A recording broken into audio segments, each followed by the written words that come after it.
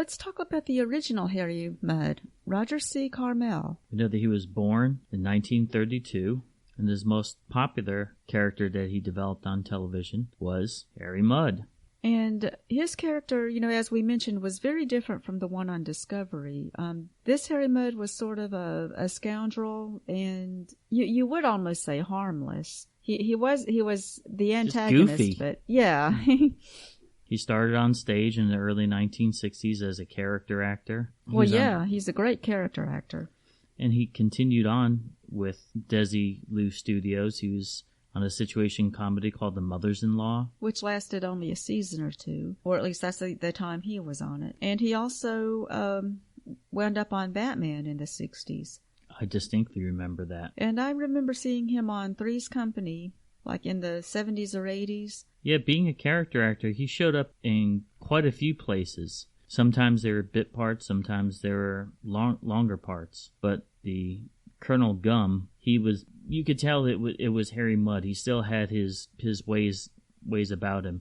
And that was pretty common to have crossovers with the Batman actors with the Star Trek actors. Remember Frank Gorshin? Yes, and Yvonne Craig. Mm-hmm. And they had a lot that you can't even name them all. What was the Catwoman that was in Lee Merriweather? Yes.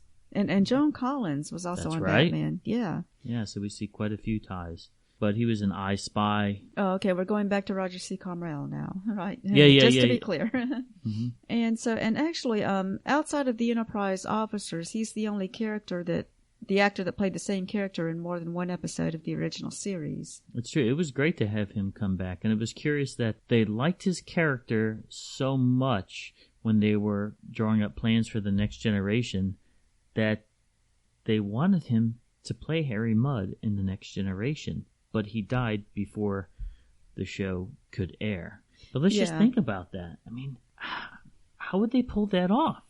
And if they had him on TNG, they probably wouldn't have had him on Discovery. I mean, it just doesn't seem like Discovery would. Yeah, because they don't want to repeat anything from TNG. But yeah, on TNG he would have been older. And unless he found a way to, if he gave himself the Venus drug or something and made himself younger. But of course the actor had aged too. So they would have to consider that. But it would have been interesting to see how we would react with the characters, Picard and Data, how they would react to Harry Mudd. It's amazing. And he had so many connections in Hollywood, and being a character actor, he was on just a ridiculous amount of shows. It goes on and on and on when you research his background. Car 54, The Patty Duke Show, Route 66... Dick Van Dyke Show, Alfred Hitchcock Hour, The Munsters, Man from U.N.C.L.E., which I absolutely love Man from U.N.C.L.E., Hogan's Heroes, Voyage to the Bottom of the Sea. I mean, these are classic shows that he was able to be involved with. And then he also did, he was a voice in the Transformers movie with Leonard Nimoy.